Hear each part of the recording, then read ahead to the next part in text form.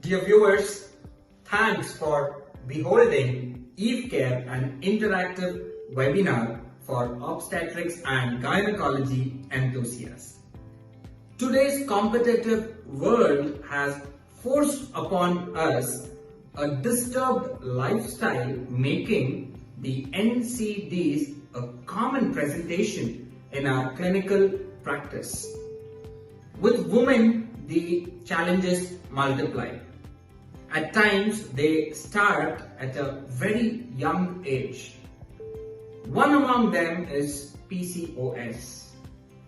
As per an article in the ResearchGate, the prevalence of PCOS in India is at an alarming rate ranging between 9.1% to 36% in the reproductive age group. PCOS brings about a range of concerns from cosmetic to infertility. Coupled with cultural and social restrictions in India, it is often reported later. An early diagnosis and intervention is often consequential for better outcome in management of PCOS and prevent the possible long-term effects.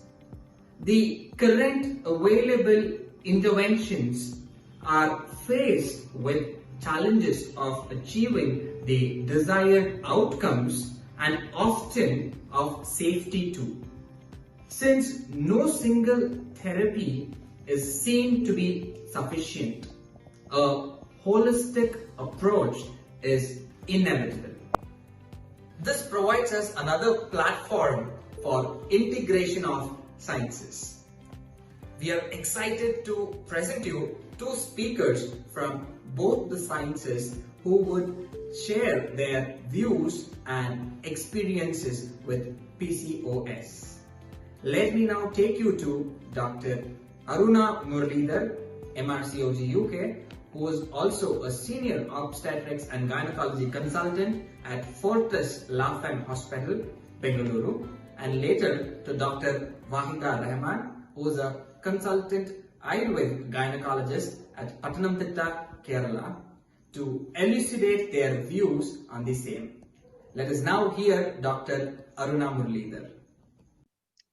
Hello everyone, I'm Dr. Aruna Muralidhar, a senior consultant at the Fortis Lafem Hospital in Bangalore. My special interests include high-risk pregnancy, adolescent health, PCOS, and menopausal problems. I would like to talk about PCOS, the evaluation and diagnosis today, and share some of my thoughts with you. Thank you.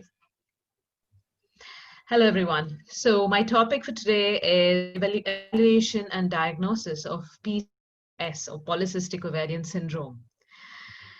We all kind of are aware that PCOS is becoming more and more common. We are hearing about it from various forums, various platforms, and it is still a very sort of evolving field. A lot of research is going on in terms of the correct diagnosis and correct management as well. I'll just try and throw some light on the various aspects of PCOS in terms of evaluation and diagnosis. I'd like to acknowledge the Himalaya Drug Company for this opportunity and Dr. Shreyas for so beautifully coordinating everything. So first of all, I think I would like to talk about certain nomenclatures.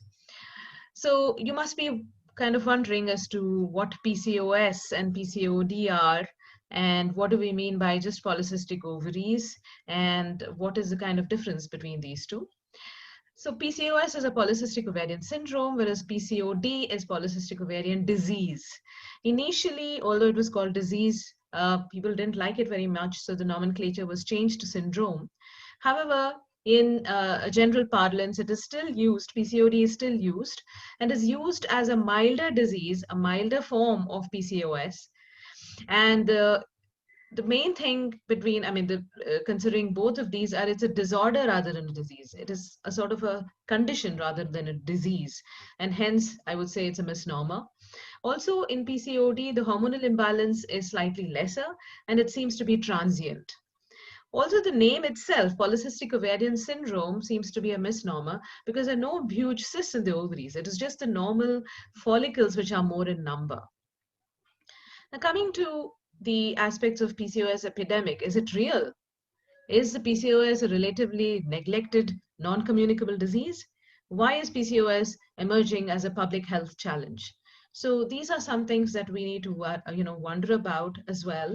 And my talk is just going to cover as to, what is the general incidence and why is it a neglected NCD and what is our role in, controlling it from becoming a very, very big epidemic. So some basic facts. It started around 1 in 10 women have PCOS, and it can be as, the incidence can be 9 to 22% depending on the population studied. It's becoming more common nowadays. It begins in adolescence and early 20s, and no age is spared. So it's not like a disease which occurs only in the 30s or 40s or 50s. It occurs as early as puberty. And it's a condition, not a disease, as I mentioned earlier. And prevention and control are available rather than cure. So there's no cure for PCOS. So when women come to us saying, look, I have PCOS and I need a cure, unfortunately, there's no cure for PCOS as yet. It's like type 2 diabetes, where control and prevention is better, and long-term follow-up is important. So what is PCOS? It's a complex hormonal, metabolic, and reproductive disorder that affects, the health of the woman. It's a leading cause of infertility, and it can lead to other serious conditions such as severe anxiety, depression, obesity, endometrial cancer, type 2 diabetes, and cardiovascular disease as well. So hence, it is important to diagnose and manage it appropriately. So as you can see in the picture here, this is the normal ovary where the follicle is maturing from a primordial follicle to, reach an ovulation. There's only one follicle which is reaching dominance. And then, of course, it becomes a corpus luteum.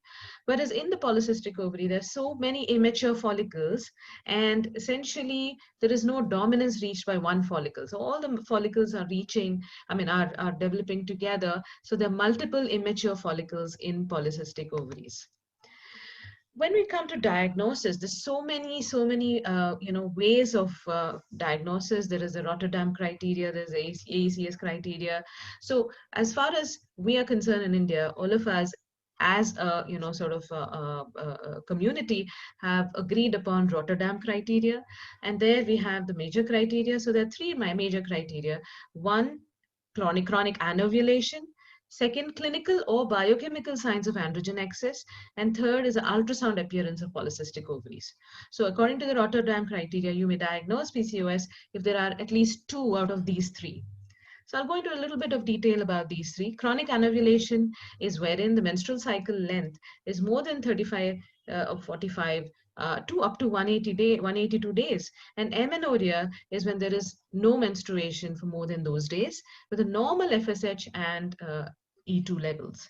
The second is clinical or biochemical signs of androgen excess. When I say clinical signs, it includes hirsutism, unwanted hair growth on the face, on the abdomen, around the chest, around the breast, acne, usually pustular acne, alopecia, which is sort of male type of balding, which is more in the center with frontal sparing, menstrual disturbances, infertility, and virilization.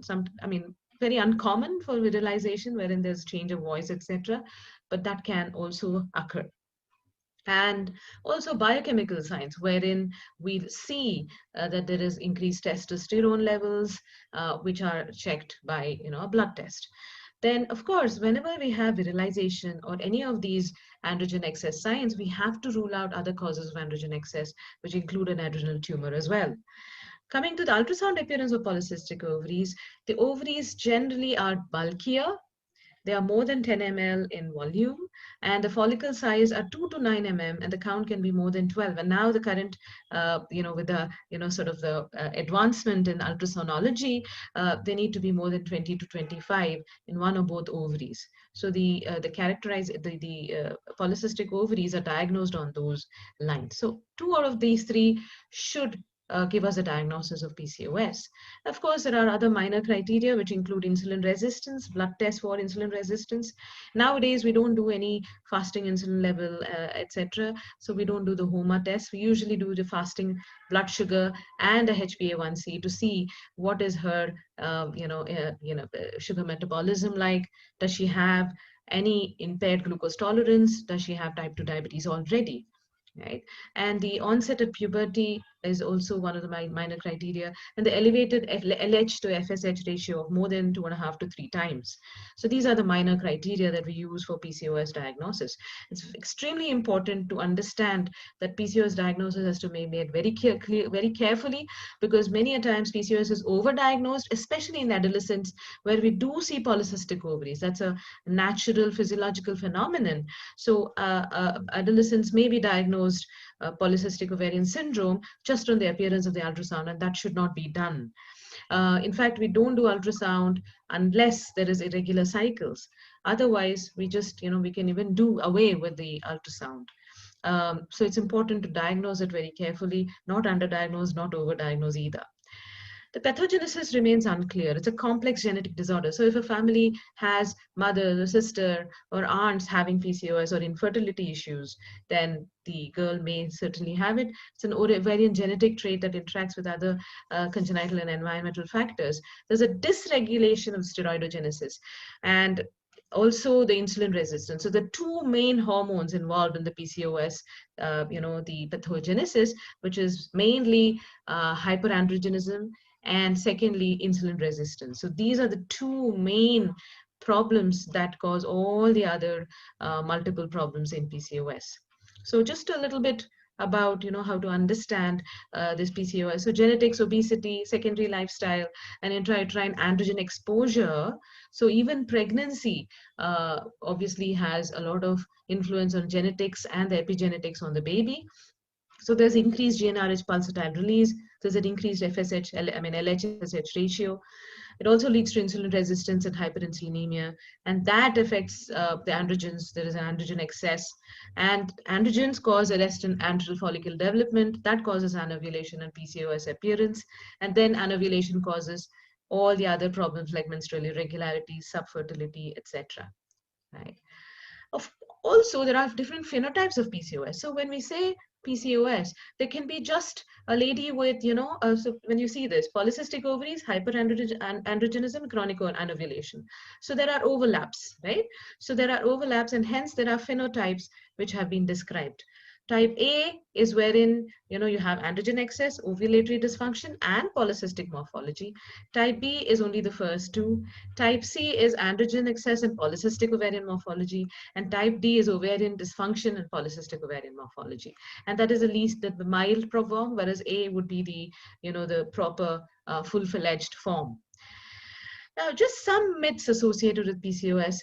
People may think that women with children will not have PCOS, but they can have PCOS. So it affects any age group. Even after pregnancy, a woman can have PCOS again. So many a times after childbearing, they get a lot of irregular periods later on because they're not able to shed the weight that they've gained in pregnancy. Women with PCOS can have children. Menopause or having a hysterectomy does not cure PCOS. And PCOS does not discriminate with age, and PCOS cannot be cured with just diet alone. And necessarily, you don't have to be overweight to have PCOS. There's something called lean PCOS as well, which unfortunately is more of a harbinger of metabolic problems. So if somebody has lean PCOS, they're more likely to have type 2 diabetes and other problems. And oral contraceptive pills do not cure PCOS. It's just a way of menstrual regularization. Now, coming to the manifestations.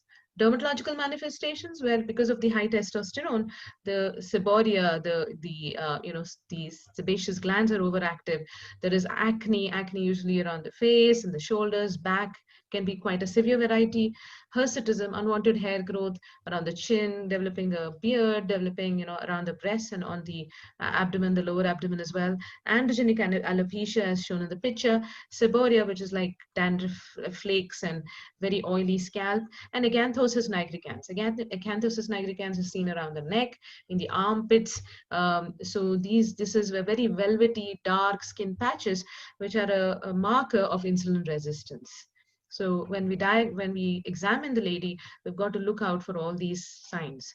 So when we talk about hirsutism, there's the Ferriman-Galway scoring, wherein we look at the, it's according to the area.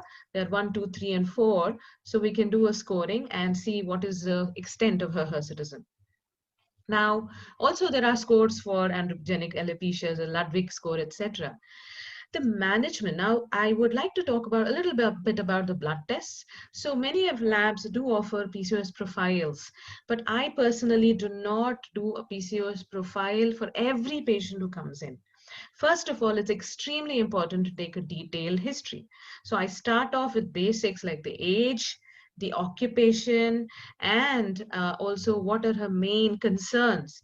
So when I talk about concerns, menstruation, other body image issues like dermatological problems, and to what extent is that bothering her in terms of emotional aspects. So it's extremely important to understand how she is managing with her body image issues, because PCOS is also related to having issues with emotional disturbances like depression and anxiety.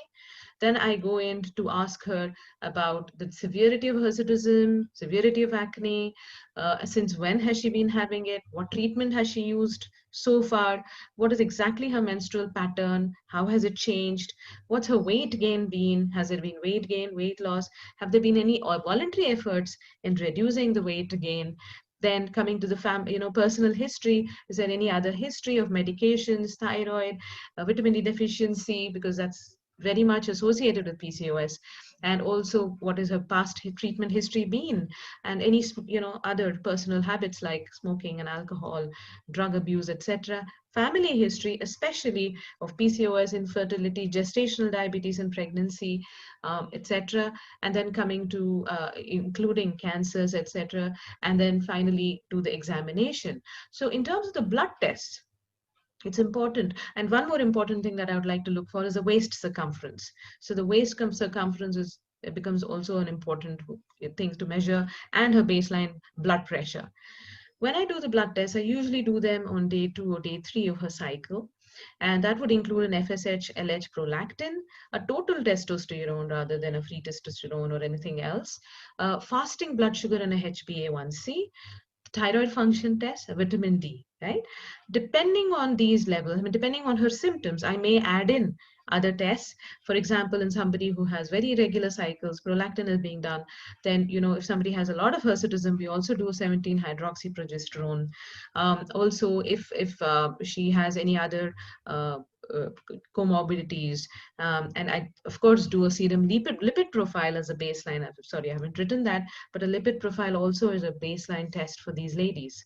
And then we start off with the underpinning of all management, which is the lifestyle changes. So it's very important to understand her lifestyle, the current lifestyle, what is her sleep pattern like, what is her mood like, what is her VDU use, how many hours does she spend on the mobile, is she a couch potato, does she do anything actively, what are her college hours or what are her working times, is she a night shift person, how is her sleep affected. So all these have to be taken into account, and lifestyle changes accordingly must be emphasized.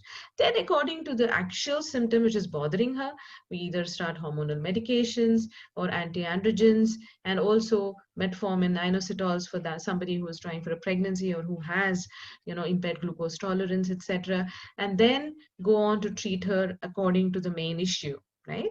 So what is the important ramifications of this PCOS? It's important to understand that why should we diagnose PCOS in the first place?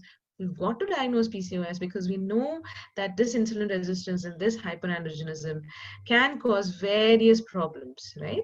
So first of all, menstrual irregularity itself can cause very bad heavy bleeding when she actually has a period. So then she can have heavy menstrual bleeding and have anemia because of that, right? So menstrual regulation becomes important. Also, because of the endometrial buildup, she may develop abnormal cells, and that may lead to endometrial cancer later on. So that is regarding the menstruation. Secondly, regarding the ovulation dysfunction, that itself can, predispose her to having, infertility problems and also early miscarriages, etc. So that would require another kind of management. Thirdly, the metabolic problems of PCOS might cause type 2 diabetes, hypertriglyceridemia, cardiovascular risks, as well as um, um, you know, um, emotional and mental health problems such as depression and anxiety. So these are all the ramifications and implications of PCOS. Serum vitamin D deficiency is very much associated with PCOS. Thyroid problems, hypothyroidism with PCOS is a very bad combination for those who are trying to lose weight, because it becomes extremely difficult for them to lose weight. So hence thyroid issues also have to be managed. So so as a conclusion, I would like to say that PCOS is a hormonal disorder which has various ramifications and implications. A proper diagnosis using a proper diagnostic criteria is important. Long-term follow-up becomes very essential in these ladies. So it's not like you've diagnosed Kardia and then you've left her. It is important that she understands that long-term follow-up is important. There is no cure, so she has to understand its control and prevention. And fertility, although it is the most common reason for fertility, it's the easiest treatable as well. So that reassurance has to be provided, and underpinning all management is lifestyle change. So that becomes extremely important to emphasize and re-emphasize. And I would like to add on here that if there's any issue in terms of the management, it is important to make it multidisciplinary with the dermatologist, the endocrinologist, the gynecologist, pediatric endocrinologist, the psychologist, a psychiatrist, so a nutritionist and the lifestyle expert, or a fitness expert. So if it make it a multidisciplinary and refer them according to what this problem may be. For example, if I have somebody with a normal lipid profile, which is really bad, then I do refer them on to a physician in order to make them understand how they can modify that. So it's important to use the referral pathways and have a multidisciplinary approach for this lady and make her understand how to keep things under control. So with this, I would like to say that it's important to instill the confidence in the lady so that she can win against PCOS and conquer PCOS. And all of us, general practitioners, obstetricians, gynecologists, physicians, anybody whom the girl might see, dermatologists, have to be PCOS tuned and do the necessary investigations and diagnosis and management. Thank you very much for the opportunity. My references are the PCOS Society of India and the Royal College of Obstetricians and Gynecologists. And my email is arunamuralidhar@gmail.com for any queries that you may have. And my website is www.drarunamuralidhar.com. Thank you very much indeed for your patient hearing. Namaste. Let's now hear from Dr. Wahida Rahman. I am Dr. Wahida Rahman, working as Senior Medical Officer in Government Ayurveda Dispensary, Pathanamthitta, Kerala, in ISM department from 2006 onwards. I am practicing Prasudi Striroga and infertility management according to Ayurveda. Because I studied Prasudi Striroga in my post-graduation, and the practicing is going well. As you all know, now we are discussing about the polycystic ovarian syndrome. As I am an Ayurvedic practitioner, we would like to discuss the Ayurvedic approach of polycystic ovarian syndrome in this discussion. Topic of discussion is management of PCOS and Ayurvedic perspective. Here PCOS, its prevalence is 3 to 20%. 70% become undiagnosed. PCOS is a common endocrinopathy in females, and it's starting from the adolescent stage, and it will cause so much problems in reproductive and other health issues in females. It is not mere it is not mere a disease, it is a group of syndrome. According to Ayurveda, here we are discussing about the Ayurvedic approach of PCOS. Here, there is no direct mentioning of the disease like PCOS, but in Samhitas.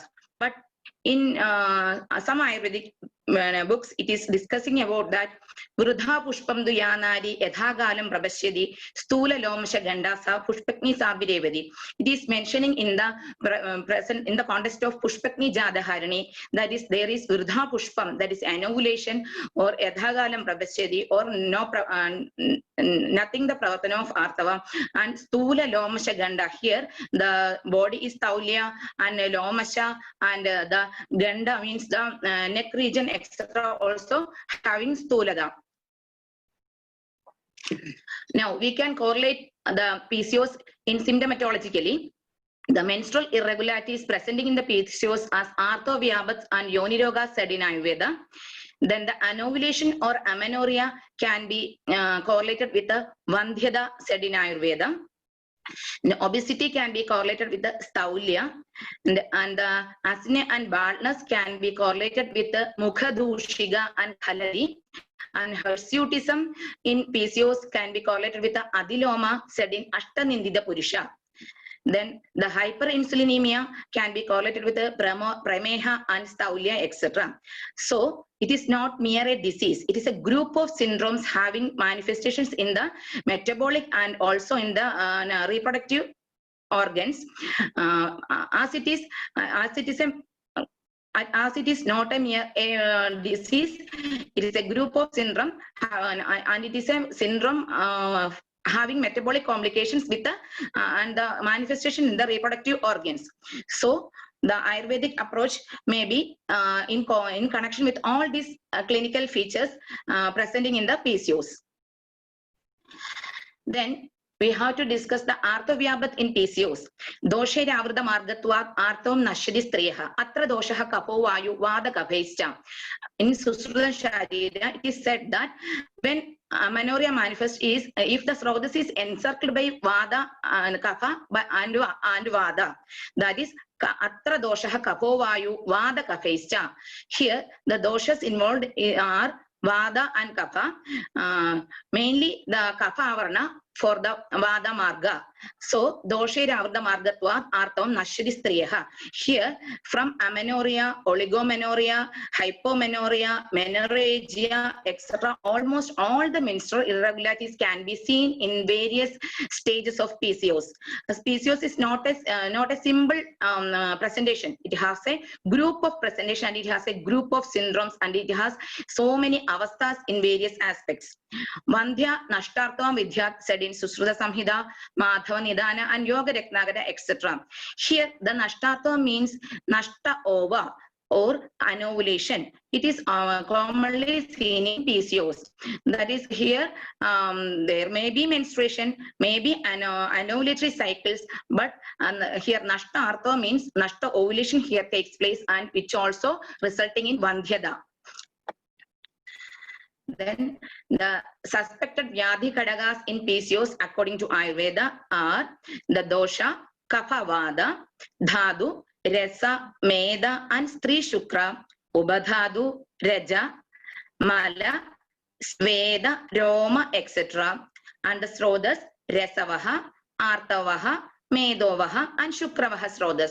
All these Srodhas have been Dushti in the context of PCOS. Agni, here the concept of Ama is there. Jadarakni and Dhatvakni Mandya is there.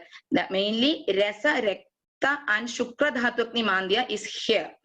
Because PCOS is a metabolic disorder, the Jadarakni and Dhatvakni Mandya can be considered very well. And the treatment should be the Jadarakni and Dhatvakni Poshana, or the Agni Samigana treatment should be done for the management of this type of PCOS. As it is a metabolic disorder, the Agni is the main factor which comes under the topic. Then the Ayurvedic management, here the treatment principles are Vada Kaphavarta Marganam Apravartamanam Pittalehi Ubajare Tat Pravartamanam. Then Tatra Samshodhanam Agneyanam Cha Drevyanam Vidhipadupayogaha. first one is the treatment principle may be the Samshebadaha Kriya Yoga Nidana Parivarjanam, because the PCOS is a syndrome that may be manifested by the sedentary lifestyle, food habits, and the Avyayama Sheela of the female. Then Samshabdaha Kriya Yoga Nidana Parivarjanam is the first line of the treatment, because she should be get rid from all the sedentary habits and should be in good vyayama, and she should be in good ahara vihara ridi. That is, her diet should be in a holistic approach, and the diet should be in required quantity and in sufficient time and the proper time. The ahara, if it is kuposhana or it is aboshana or atiposhana, all these three things lead to the metabolic disorder, which will in turn lead to the PCOS. As Prameha, like it is a Prameha-like disease, because the most common manifestations in Prameha are also seen in PCOS, and thus the PCOS can be said as the forerunner for diabetes or Prameha. As the Prameha Purvarubhas like Svedonga Ganda, Shidilatto Mange, Shaya Asana, Swapna Sukhabhishanga, Netra Jihva, Sravano Badeho, Kanangada, Kesha Nakhapi Vruddhi, Shidapriyattam, Galadala Shosho, Madhuryamasye, Karabadadaha, Bhavishyedo, Meha Ganasya Ruba Mutre Bhidavandi Pibiligasya. All these Prameha Purvarubhas can be seen in each and every case of PCOS, especially in obese PCOS. And then the last one is the Saumanasim Garbhadaranam Sreshtam, or the stress management, which also prevent the PCOS. So the PCOS management, so we can take the PCOS management as two ways in Ayurveda. According to Ayurveda, the PCOS manifested in two ways. One, the Sandarpana of the PCOS or the obese PCOS, and the other one is the Abadarpana of the PCOS or the lean PCOS. As we all know, the PCOS, the cause for Vada Pragopa is two types of, one Marga Varodha and second one is Dhaduchaya. Like that, here the Abanavada Vaigunya and the Vada Pragopa here presents with the two things, two ways. Like one is in the Sandarpanotha or Marga Varodha or Kapha Vrda Margatwada Vada Pragopa. The other one is the Abadarpanotha or the Dhaduchaya, that is Shoga Krodha, stressful life, stressful day-to-day activities, and more stress about studies, works, night shift, etc. That also cause for PCOS.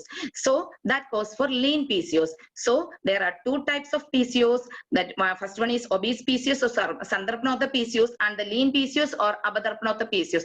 These two types of PCOS are required two types of management, and we can never do a single management for each PCOS case, because these two types definitely need two types of management. First one is clearing the marga, and the marga varodha clearance, that is vada kaphavada marganam apravartamanam pittalehi ubajare tat pravartamanam.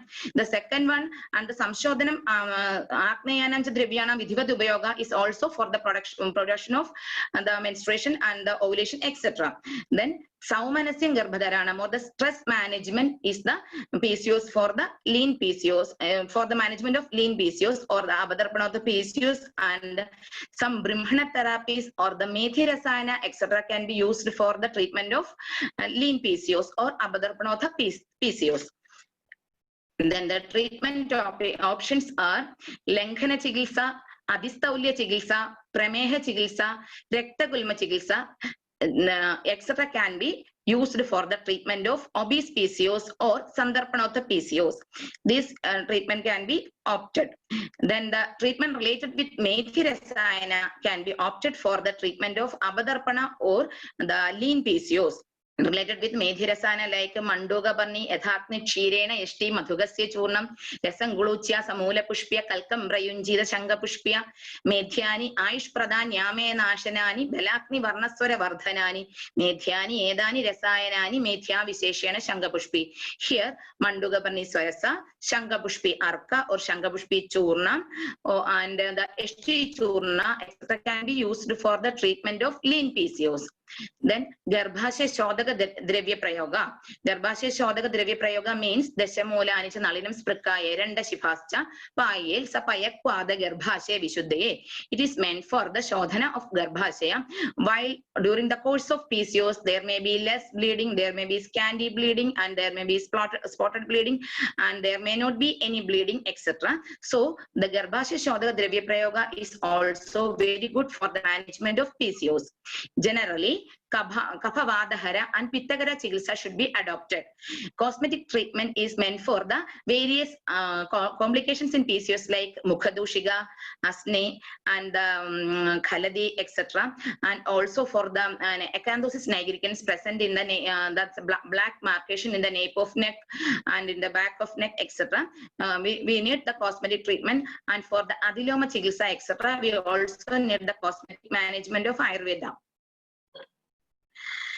Then Shodhana Chikitsa. If the PCOS is in most worsened condition, that is, there is strong PCOS, that is ovarian volume more than normal ovarian volume is 6 ml, 6 to 10 ml is normal, more than 18, 20, 24, etc. are coming for the treatment. So Shodhana Chikitsa is needed when the doshas are in the Prabhuda stage.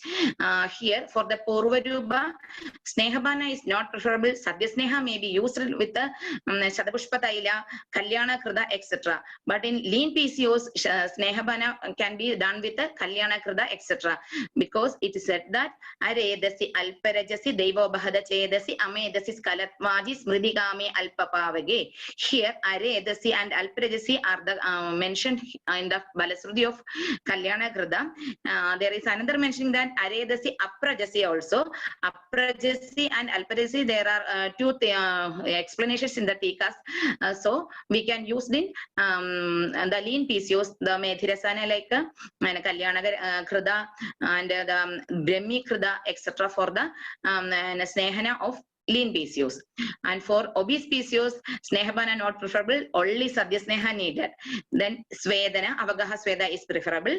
Vamana, Vasti, Nasya, and Uttaravasti. Whatever the conditions it can be taken, it may be used. Here, most of the Kapha Marga will be alleviated by the Vamana therapy. So if the patient is more Kapha in nature and more obese in nature, we can do Vamana, then Vasti. Vasti with Dashamula Kashaya, Saptasara Kashaya, Gandharvastadi Kashaya Vasti, etc. are beneficial for the management of PCOS. Saptasara Kashaya Vasti seem to be more beneficial. And Nasya, here the Nasya are used in the management of menorrhagia in PCOS or hypermenorrhea or menorrhagia in PCOS. We can use Nasya. As Nasya cannot be used in the Ridumati state because it causes Ridu Vyabat. But we need the Ridu Vyabat in the polymenorrhea state or the menorrhagia state of PCOS. So we can use Nasya like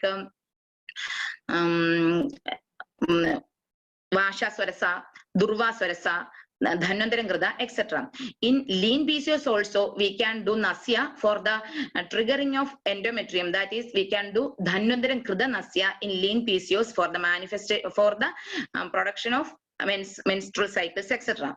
Then Uttaravasti. If needed only, it can be taken. Uttaravasti can be taken if it is needed only. And initial treatment is also the Shodhana therapies if needed.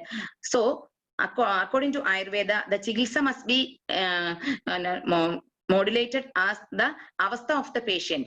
Chikitsaya pradhanam, avastha nividanam. If the patient's avastha needs any Shodhana therapy, we can do the Shodhana therapy. If it needs only Shamana, we can do the Shamana therapy. If we can treat the case as early as possible, that is, the PCOS can be manifested at the earliest and the adolescent stage, etc. During the school health program or any other thing, we can do it as early as possible. Then Jaya Eva Jaya Dosham, it will become more easy to treat the PCOS case. That is, then we need only the Shamana therapy, etc. Then strict diet and good exercise with our management, it can be treated very easily. And there are so many results with us. That is, initially there is so many PCOS, and after that there is no PCOS, and ovulation takes place, fertility comes, so etc. we have so many results with Ayurvedic management with a full cure of the PCOS. Then the common preparations used are Palashakwadam, Kanashadahwadi, Lothradhiganam, Sugumarakwadam, Saptasaram, Kanjanara Gulgulu, etc. These are the kashayas used. Here also one kashaya, one Kerala kashaya, that is the Nimbadi kashaya said in Sahasra Yoga. That is Nimbasya Tol Amrudu Chukku Varattu Manjal, Pasha Palatre Padola Nidikhiganam, Kwadam, Samachikapuram Pulare Kudichal, Dehe Kurita Guru Veredu Marunali. Here the pedagas in the body can be alleviated with the 6 days. Then the pedagas inside the ovary can be alleviated for the use of 3 months, etc. So Nimbadi Kashaya is also a very good Kashaya for the management of PCOS, especially for the swollen ovaries. It gives good results.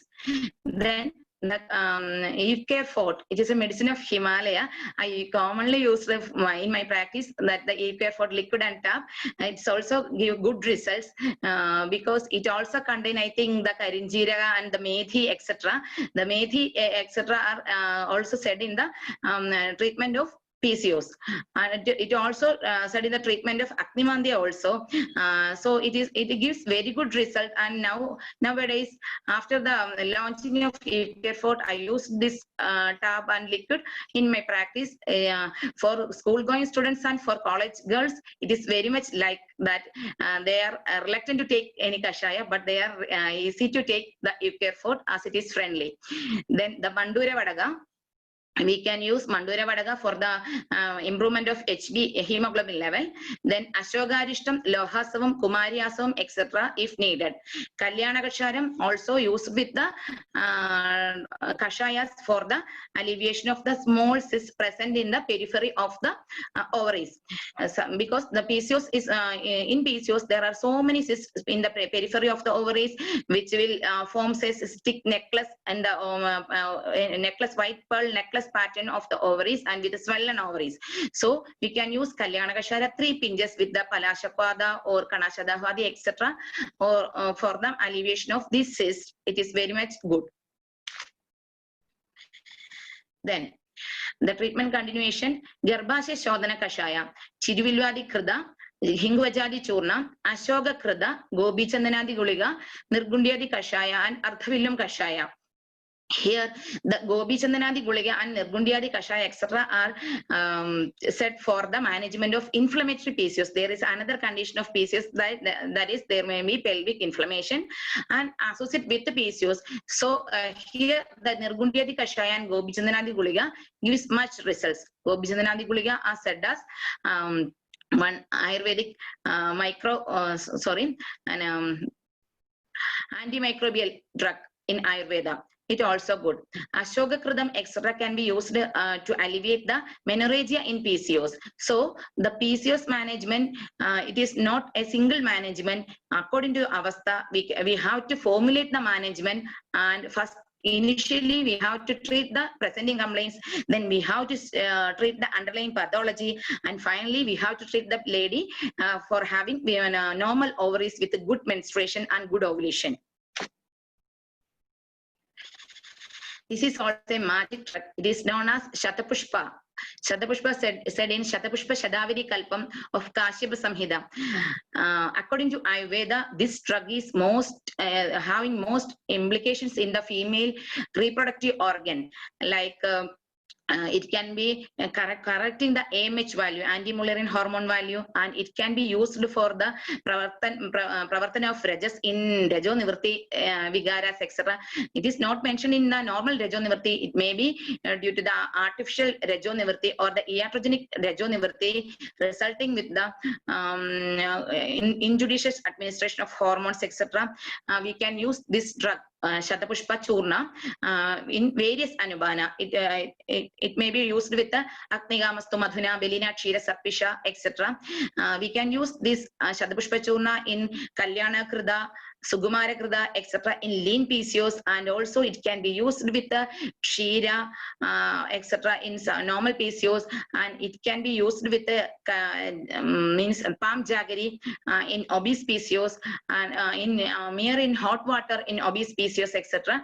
It is a good drug, and it's Thyla also taken for the nasya for producing menstruation in chronic PCOS with chronic amenorrhea.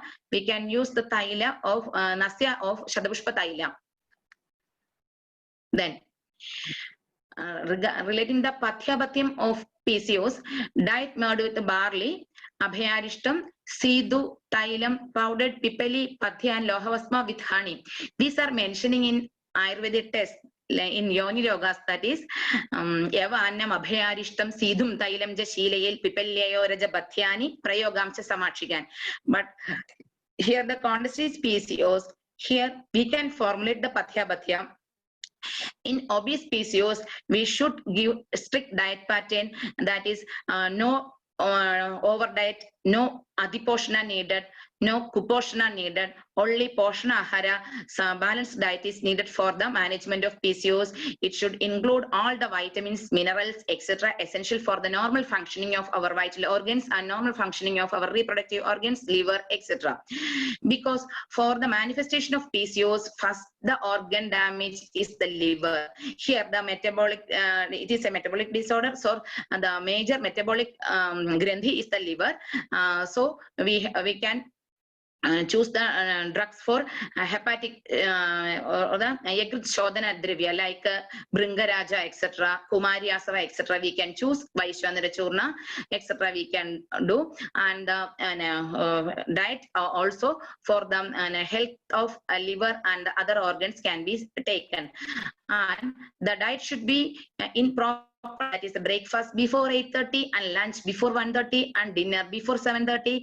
No snacks in between, and please avoid all types of junk food, fatty food, fried items, etc. for the management of PCOS. Then only the medicine works in properly. Even if there is so many medications we are giving, if the patient does not obey any diet restriction or exercise, it will be futile. So please advise the patient with a strict diet and good exercise with a strict lifestyle modification and with medication. Then only it will become fruitful. So the diet or the Patyahara is very much beneficial. In the case of PCOS, we can include Mudira, that is the Kulatha.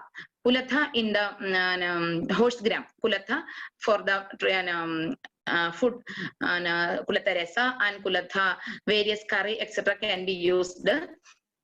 And then we can use leafy vegetables like moringa and vegetables, like all vegetables. We can use fish, small fishes, which are helpful for the production of artha, our menstruation. That is, but we can never use fried items. That fried items may cause again the Dhatoknimandia, Aknimandia, Jadaknimandia and Dhatoknimandia, which will cause the disease. So we please avoid all fried items, fatty food, junk food, etc. And the white poisons like sugar, milk. Milk means the normal milk is in a short amount is advisable, but in large quantity of skimmed milks and that also become problem.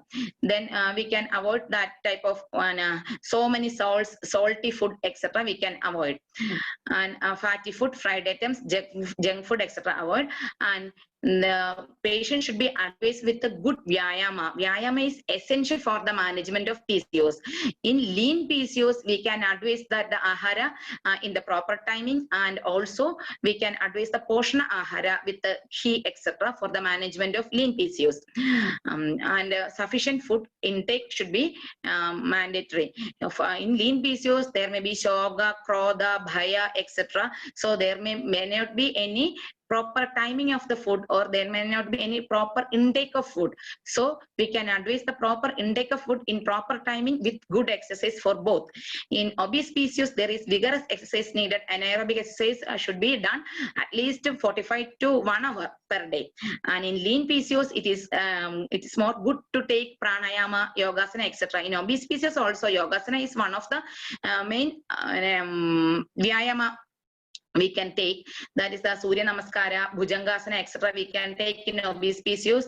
In lean PCOS, pranayama, Nadi Shuddhi pranayama, etc. can be done in proper way, and meditation is also essential for the management of lean PCOS. Conclusion: though multiple factors are involved as the cause for PCOS, the lifestyle, food habits, family history, occupational, and above all, the psychosocial factors are found to be the major contributors.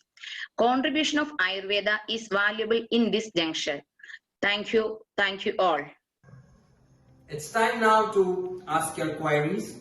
Post them below in the comment section to be answered by our experienced resource person during the live session on Sunday.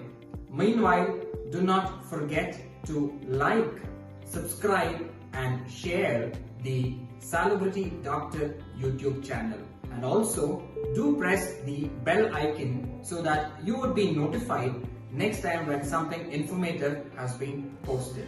So let's eat care.